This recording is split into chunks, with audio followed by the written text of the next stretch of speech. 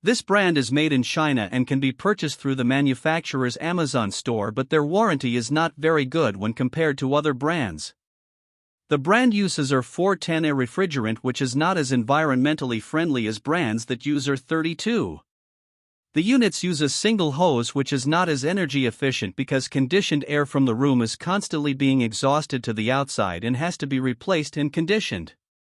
They use a basic washable filter which does not do much to keep the cooling coil clean or to improve the air quality in the home. They do not use self-evaporating technology and so require periodic dumping of a condensate bucket. They have electronic controls with a remote, but it does not sense the room temperature. The PHO-109YX78C model has a 12,000 BTU cooling capacity at a 53 decibel noise level, which is much less than the noise level from adult conversation.